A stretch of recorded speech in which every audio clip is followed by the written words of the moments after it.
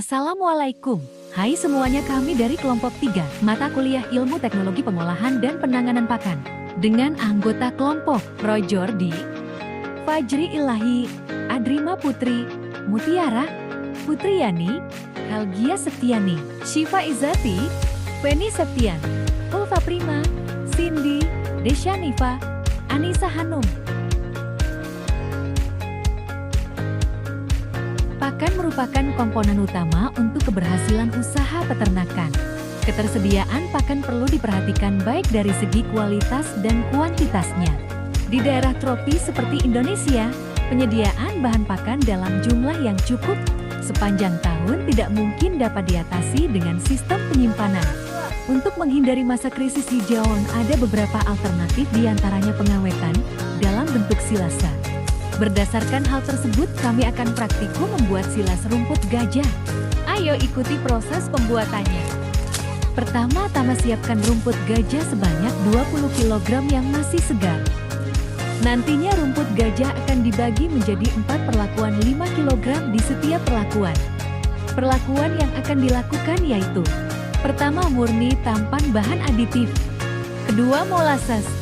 Ketiga, molasses tambah dedak. Keempat, komplit dedak molasses tambah M4. Setelah itu lanjut proses chop rumput. Dikeringkan sebelum dibagi untuk mengurangi sedikit kandungan air. Pembagian sebanyak 5 kg per perlakuan.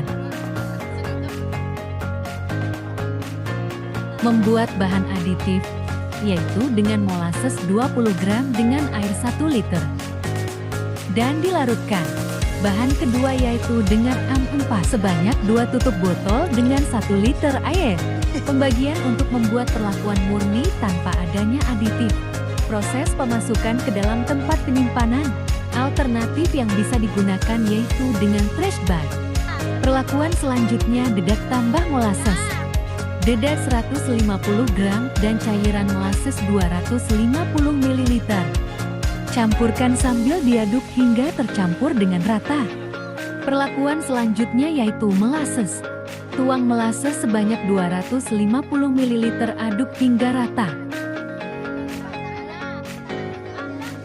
Perlakuan selanjutnya komplit. Dengan dedak 150 gram molasses 250 ml tambah cairan M4 5 ml. Aduk hingga rata. Aduk dengan berulang kali agar tercampur dengan sempurna. Masukkan silase ke dalam tempat penyimpanan dalam keadaan tanpa udara. Silase harus benar-benar padat agar udara tidak masuk dan berkembang biak, yang dapat menyebabkan tumbuhnya jamur. Diikat dengan kuat agar udara tidak masuk.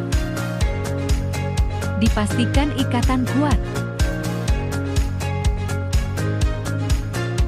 Hasil yang telah kami buat dan akan difermentasi selama 3 minggu untuk mendapatkan hasil berhasil atau tidak berhasilnya.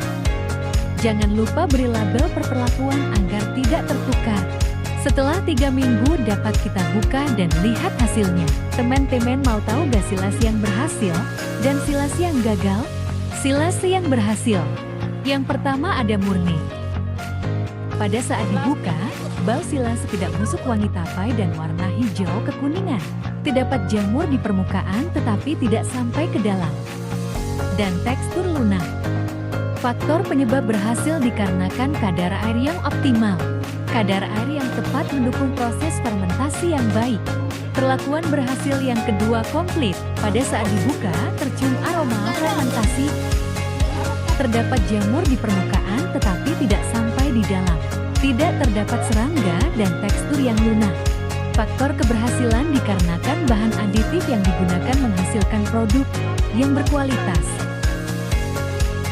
Perlakuan gagal yaitu molasses. Pada saat dibuka, tercium aroma busuk dan banyak kandungan air di dalamnya. Faktor kegagalan disebabkan pada saat pemadatan tidak terlalu padat sehingga udara masuk.